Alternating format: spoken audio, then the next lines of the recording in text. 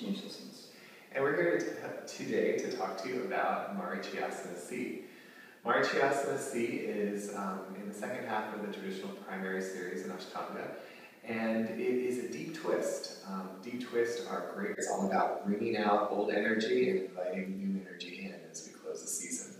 So with deep twist, it's all about twisting the belly, compressing the abdomen, and then creating space, both to move things through the body as well as bringing new energy.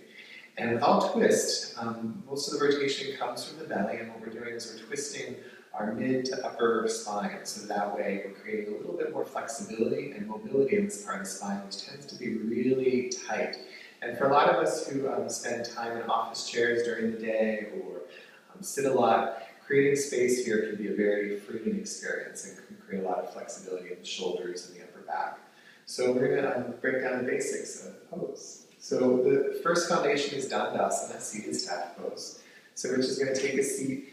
And for some folks, they'll sit on a blanket to just elevate the hips, especially for folks with tighter lower backs. This will be helpful, either one blanket or two blankets. And then work to extend the legs out. So we'll start with the left knee bending. Typically, twists start with the right side twisting first. This is just a tradition, but for the sake of this video, we're going to do it on this side. The space between the foot and the thigh should be about fist distance or hand distance, so there are a few inches between the inner edge of the foot and the thigh. And this thigh will rotate inwards just slightly. Part of the twist action is that his hips will stay rooted, so his sits bones are rooted down, his crown is lifting up. And then another part of twist or seated poses that are upright is almost like something's pulling him straight back a little bit here. So he has sort of a buoyancy through his whole back. And what's called the danda of the spine, or the staff of the spine, stays really long and elongated. So the first stage of twist is bringing the left hand behind you. This is just a support to kind of create space. And then bringing the right arm hugging around the left knee. Okay? So sitting tall, he'll work to use the breath. Inhale to extend and lengthen the back. And the exhales to rotate, spinning from the belly and spinning the heart towards the side of the room. So inhaling, elongating, working with the breath, and exhale, rotating. So the inhale is an inspiration, an upward lift through the rib cage, and the exhale is the spin. So you notice that very subtly, he's not forcing the pose. And this is important in all yoga and all asana, not to push or force yourself into the pose, but to let the breath inspire your movement there. So after a little bit, he might feel more comfortable moving to the deeper or the intermediate level. And this is bringing the elbow to the outside of the left thigh.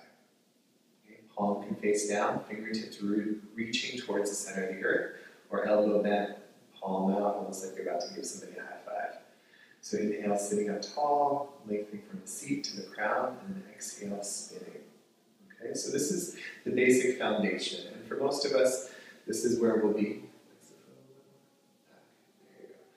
Energy out through the heel of the foot, seat rooted down, heart reaching up, crown reaching up. And the collarbones almost like they're growing away from the center line. The next stage of the pose we'll show you in two parts is working with the bind. So the bind is typically for folks who are a little bit more advanced, not good for anybody with shoulder injuries or shoulder issues. They'll start with the right hand and begin to internally rotate so that the thumb faces down, the pinky side of the hand faces out. And then rotate around so you can bend the elbow and reach around the front of the shin. Okay. So keep on rotating a little more around. There you go. So the energy here is to create sort of a spin through the arms so that way you can reach around the front of the shin. Okay? And we'll work with the other side. So go ahead and let's switch the pose around. So go ahead and switch legs.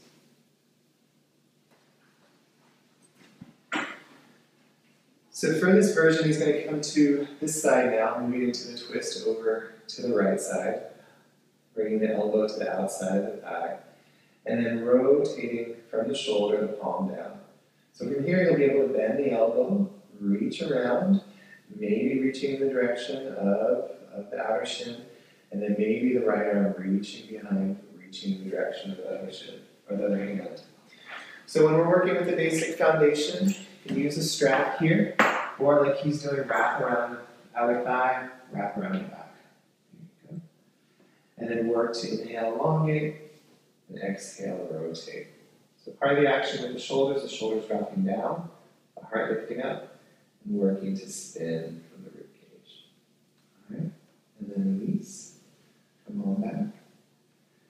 Anything to add? It's important also to get some height. So for those with tight hamstrings, you can always fold the blanket or get another blanket and put on top. And this will help you also to do that sort of slight reach forward when you're trying to bind the arms together. Yeah. And for our friends, our pregnant goddesses, this pose is definitely contraindicated. No twisting or no compression of the belly, especially after the first trimester. So the variation would just be twisting to the opposite side. And I think that's been our pose of the month, Marichyasana C, the pose of the sage Marichi.